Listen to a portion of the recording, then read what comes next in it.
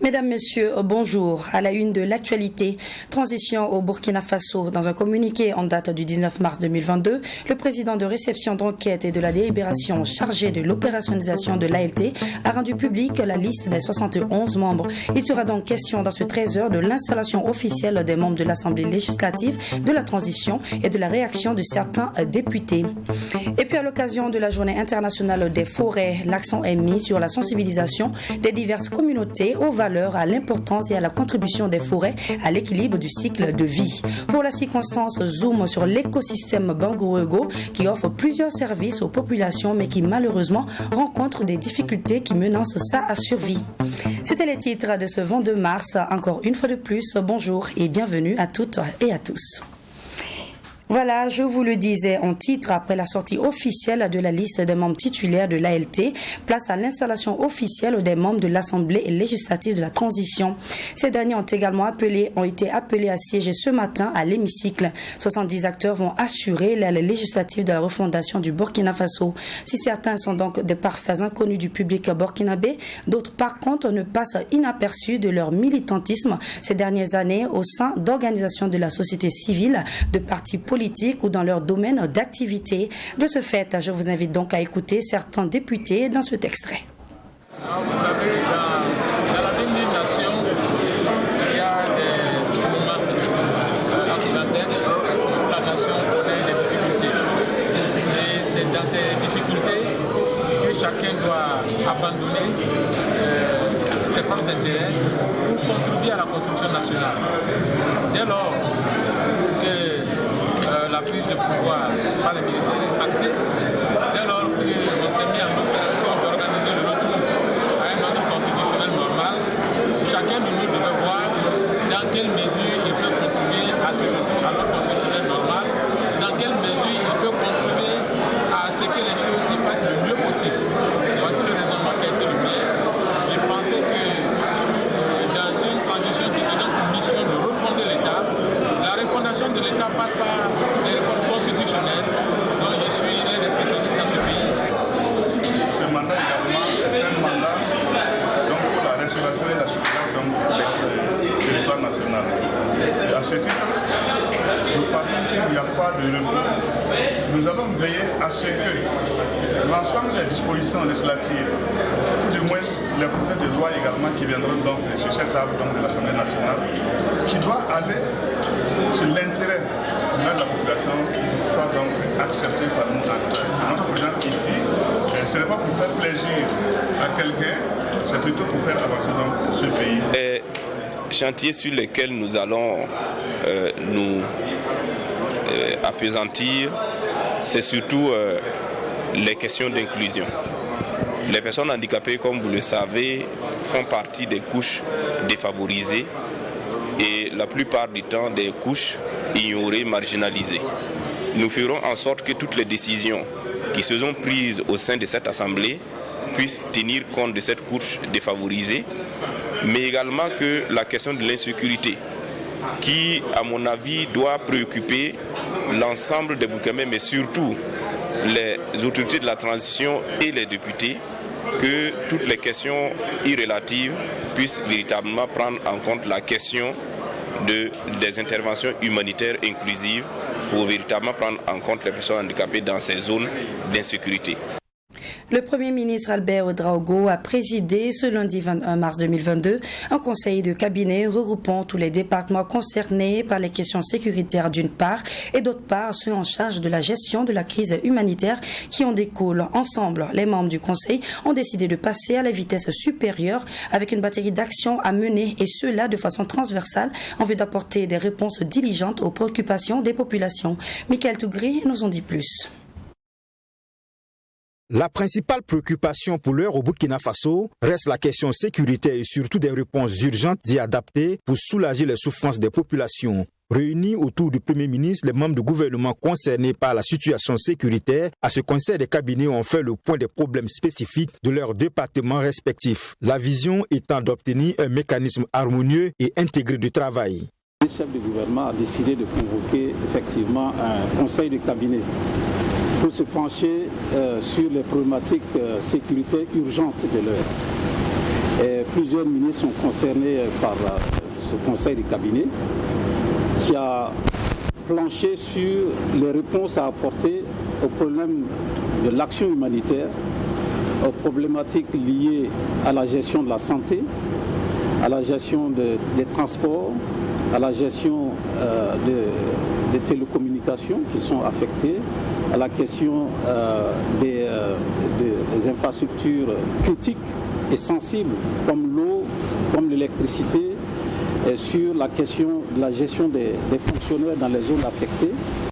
À ce conseil de cabinet autour du chef de l'exécutif burkinabé, il a été surtout question de renforcer le socle sur lequel doivent s'enraciner toutes les actions du gouvernement dans le domaine de la gestion de la crise sécuritaire et humanitaire, c'est-à-dire apporter des réponses globales et spécifiques sur ces questions transversales. Et à cet effet, chaque département ministériel a fait des propositions allant dans le sens de solutions vigoureuses qui englobent tous les aspects de cette crise sécuritaire. Lors de cette rencontre également, on a pu constater que les problèmes sont transversaux d'un ministère à l'autre et que cette guerre ne va se gagner que par non seulement l'action militaire, l'action humanitaire, mais le retour de l'État, le retour de nos symboles dans les zones fortement impactées par le terrorisme.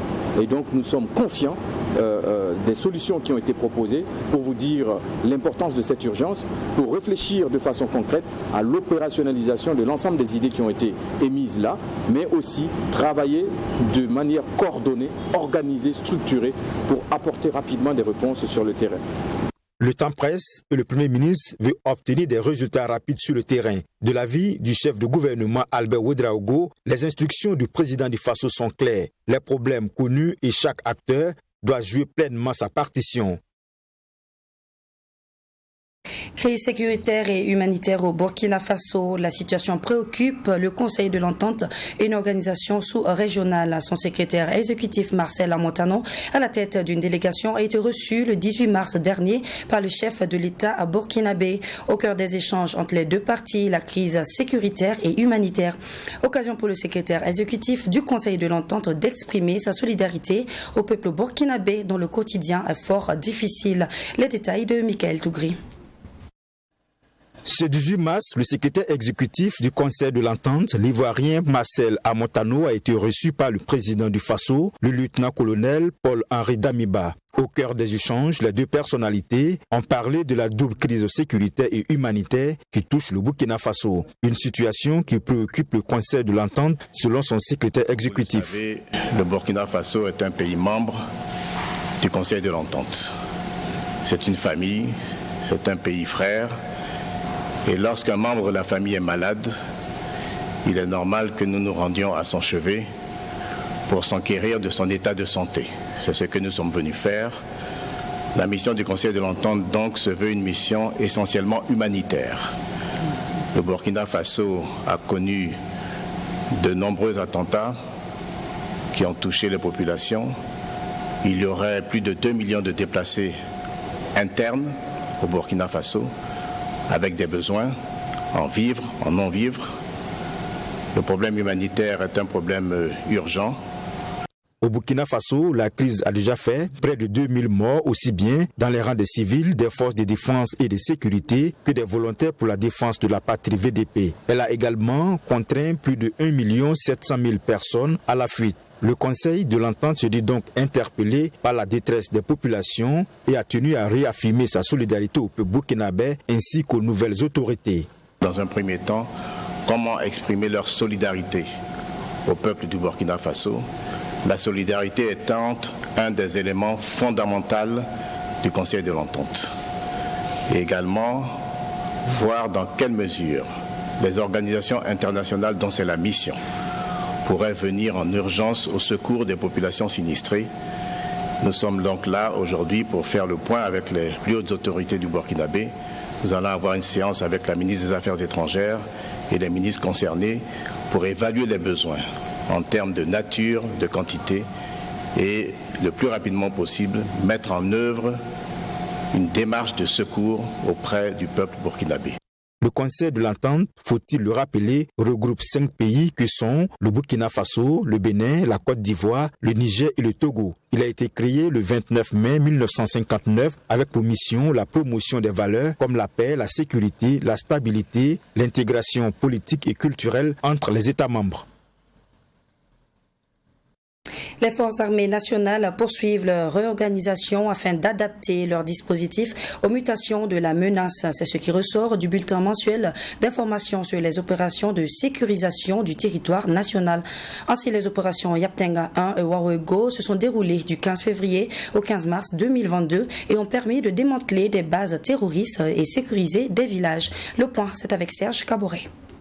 La stratégie militaire se déploie au fur et à mesure que nous avançons. Ceci avait été annoncé par le ministre porte-parole du gouvernement Lionel Bilgo à l'issue du Conseil des ministres qui s'est tenu le vendredi 18 mars dernier. Eh bien, c'est une annonce qui semble se confirmer 48 heures après, avec notamment le point mensuel des opérations menées par les forces armées nationales du 15 février au 15 mars 2022. Ce sont au total plusieurs opérations qui ont été menées, dont l'opération Yaptenga 1 qui a été conduite du 15 au 28 février dans plusieurs localités de la région du Nord. Au cours de cette opération qui a duré 2 semaines, plusieurs terroristes ont été neutralisés et 5 villages ont été sécurisés. Des actions de soutien aux populations qui désiraient retourner dans leur village d'origine ont aussi été menées par les unités. Il s'agit essentiellement de missions d'escorte, de ravitaillement en vivres et de distribution d'eau potable. Toujours selon le bulletin mensuel d'information sur les opérations de sécurisation du territoire national, une seconde opération a également eu lieu. L'opération Wawego, puisque c'est d'elle qu'il s'agit, a été menée du 18 février au 1er mars dans plusieurs localités du centre-est jusqu'à la frontière avec le Togo. Les unités engagées ont mené des offensives contre des refuges de groupes armés terroristes. Au moins 2 bases terroristes ont été démantelées et plusieurs dizaines de terroristes qui commettaient des exactions sur les populations ont été neutralisés. Au total, les forces armées nationales ont mené au cours de ces différentes opérations de sécurisation 15 activités aériennes de combat, 23 escortes au profit des populations, 42 opérations de sécurisation de marchés et lieux de culte et 13 engins explosifs désamorcés. Pour ce qui est du cas précis de la ville de Djibo, les forces de défense et de sécurité, toujours selon le point mensuel d'information, conduisent des actions de sécurisation afin d'identifier et de mettre hors d'état de nuire les individus qui menacent les populations civiles. Ces opérations qui sont de diverses natures ont déjà permis de neutraliser plusieurs dizaines de terroristes. L'Association pour le développement économique et social de la région du Nord a tenu à Ouaguia ce 19 mars son congrès constitutif. Initiative des fils et filles de la région, cette association se veut être un outil de développement de la région qui est aujourd'hui confrontée à la crise sécuritaire. Les membres ont affirmé leur engagement à apporter leur appui à l'autorité politique dans les actions de développement socio-économique, culturel de la région du Nord. Reportage Abdul Rahim Nienye. Guidés par une seule ambition, celle du développement de leur région, ils sont des opérateurs économiques, employés du public et du privé, à mettre sur pied l'Association pour le développement économique et social de la région du Nord, ADS Nord. Cette association comprend 2 organes principaux, à savoir le bureau exécutif, dirigé par Mahamadi Ouedraogo, et le conseil d'orientation stratégique, dirigé par Mahamadi Savadogo, dit Kadhafi. ADS Nord se présente comme un instrument pour fédérer les efforts des fils et des filles de la région du Nord pour mener des actions de développement. La construction d'infrastructures socio-économiques, le soutien aux initiatives locales de développement.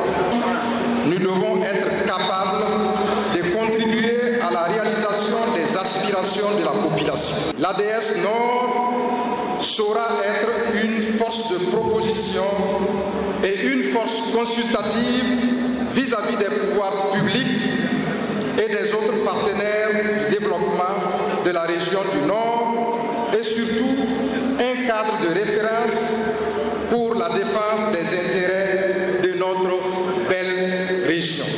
Les participants à cette Assemblée générale constitutive ont apprécié cette idée de fédérer les efforts au profit du développement de la région qui, selon eux, regorge d'énormes potentialités, mais malheureusement confrontée aujourd'hui au terrorisme. Ils se disent convaincus que cette union permettra de relever les nombreux défis. Tout ce qui est visé, c'est de faire en sorte donc qu'on puisse participer au développement, à la promotion de notre région, de notre pays, le Burkina Faso. Et je sais que nous allons tous travailler en symbiose et nous impliquer pour le succès de cette association parce que la région du Nord a besoin de tous ses fils pour aller de l'avant. Cette association est la bienvenue et nous pensons que cette association doit continuer dans la durabilité et mettre en place des mécanismes pour qu'il y ait tout le temps d'attention. Toute personne, quel que soit ton niveau, quelle que soit ta situation, que tu puisses apporter ta contribution pour que nous soyons solidaires les uns les autres, mais surtout qu'on puisse voir comment on peut mettre en place des mécanismes de développement endogènes qui va booster la région. Séance tenante, les membres de l'association ont fait parler leur cœur. Ils ont offert des vivres composés de riz, d'huile et des cartons de savon, le tout d'une valeur de 100 millions de francs CFA au profit des personnes déplacées internes des 4 provinces de la région. Une manière pour les membres de l'association de joindre l'acte à la parole. C'est connu, le 21 mars a été proclamé Journée internationale des forêts par l'Assemblée générale des Nations unies depuis 2012. Une occasion de célébrer la forêt dans sa diversité et de faire prendre conscience de l'importance des différents types de forêts. Les forêts, une production et une consommation durable, c'est le thème choisi pour l'édition 2022. Et à l'occasion de cette journée, nous vous proposons un zoom sur le parc Bangroego, poumon vert de la capitale burkinabé. C'est un reportage signé Maxime Jean-Eudes Bambara et Abdul Rahim Nyenye. Situé au cœur de la ville de Ouagadougou, le parc national Bangroego est un espace de 265 hectares, dont 240 hectares aménagés avec une clôture de plus de 3 km. Déclaré forêt classée pendant la colonisation, ces anciens champs du Mogo Naba, empereur des Mossé, deviennent parc national après les indépendances. Et l'espace est connu sous le nom de poumon vert de Ouagadougou en raison de ses nombreuses vertus. Pourquoi le poumon vert de la ville ? Parce que vous savez que la forêt contribue énormément à la séquestration du carbone. Vous voyez que quand même les différents gages, tels que les pots d'échappement, les usines qui dégagent quand même beaucoup de gaz, les plantes captent quand même ces gages-là. Et, voilà. Et puis par exemple en captant ces gages-là, ils nous rejettent quand même de l'air pur qui est l'oxygène, pour quand même la respiration normale de l'homme. Et ce mécanisme est rendu possible grâce à une forte potentialité végétale. Une potentialité qui, au-delà de maintenir le climat, regorge de plantes médicinales au profit des populations. Même la population veut aussi quelques espèces pour se soigner.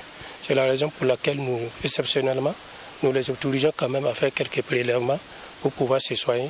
Sur le plan scientifique aussi, il faut se dire qu'il y a des gens aussi, avec le support qu'on a, ils viennent quand même pour faire des botaniques, pour faire des herbiers, voilà, surtout les élèves dans la classe de seconde. Voilà.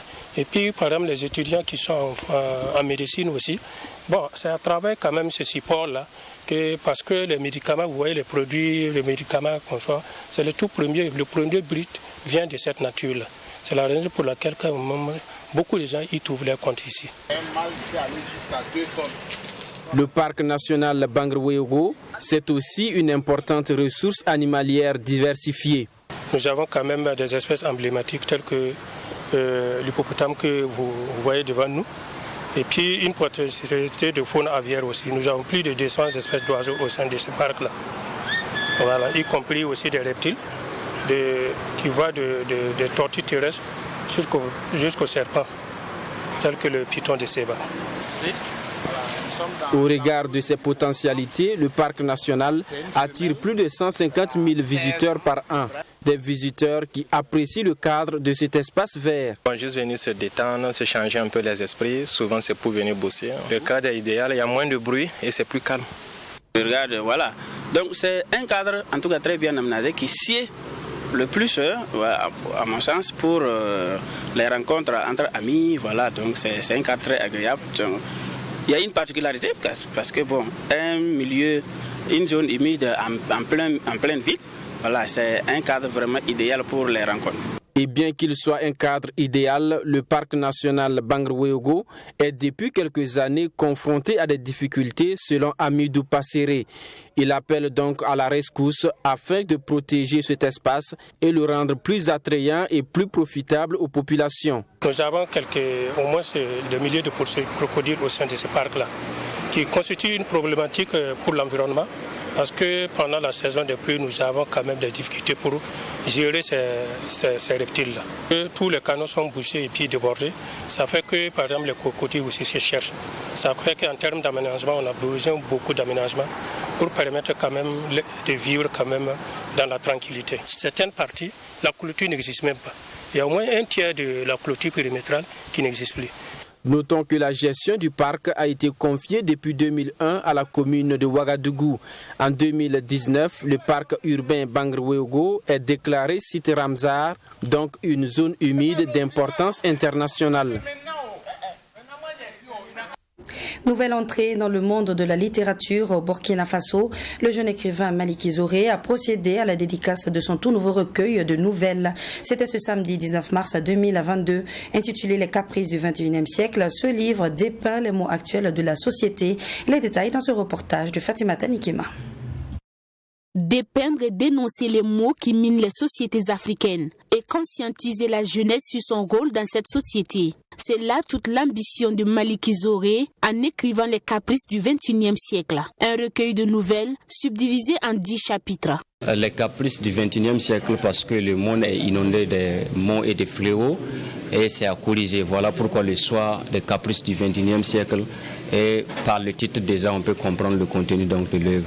Constitué de 128 pages, Les caprices du XXIe siècle est constitué d'une vingtaine de thèmes. Des thèmes qui font allusion aux difficultés de l'heure en Afrique et surtout au Burkina Faso. Les thèmes phares, c'est la politique, la religion et la corruption. Le message derrière, c'est sensibiliser, appeler la jeunesse à l'ordre, appeler la jeunesse à la raison. Les caprices du XXIe siècle est la première œuvre littéraire de Maliki Zoré. Natif de la commune rurale de Bani, province du Séno, notre auteur est professeur d'anglais et auteur du document intitulé Speak English Alone. Plus que quelques jours avant que les étalons du Burkina Faso n'affrontent le Kosovo et la Belgique en match amical, l'entraîneur intérimaire Oscar Barraud, après avoir convoqué les joueurs pour défendre les couleurs de la nation, a vu ses choix critiqués par plusieurs personnes. Comparativement au sélectionneur sortant de la question que l'on se pose, est-ce que les acteurs de football ont-ils recueilli cette liste? Et c'est Assami Touré qui nous en parle. Les étalons de Burkina sont présentement en Belgique pour 2 matchs amicaux, d'abord contre le Kosovo et la Belgique ensuite entrant dans le cadre de la journée FIFA. Pour ces rencontres, l'entraîneur intérimaire Oscar Barraud a fait appel à 29 joueurs. Parmi ces joueurs, on remarque la présence de quelques anciens ainsi que des absences. De nouvelles têtes font leur apparition également avec le retour en sélection de quelques-uns. Un cocktail qui semble faire l'unanimité chez les observateurs et journalistes. La première des choses tout de suite qui saute à l'œil, c'est cette stabilité prônée par le nouvel entraîneur, l'entraîneur intérimaire, et on l'a constaté au niveau de la liste, à savoir le statut de la CAN 2021. Je pense que si mes comptes sont bons, ils doivent être au moins 18 à avoir joué la CAN 2021 et convoqué donc par Oscar Barraud. Ça, c'est la première des choses. Je pense qu'il veut surfer sur le noyau de la CAN 2021. Quand même, quoi qu'on dise, on a fait une très bonne chevauchée. Et ensuite, on se rend compte qu'il y a des éléments nouveaux qui apparaissent, beaucoup, au moins 4, qui font leur première.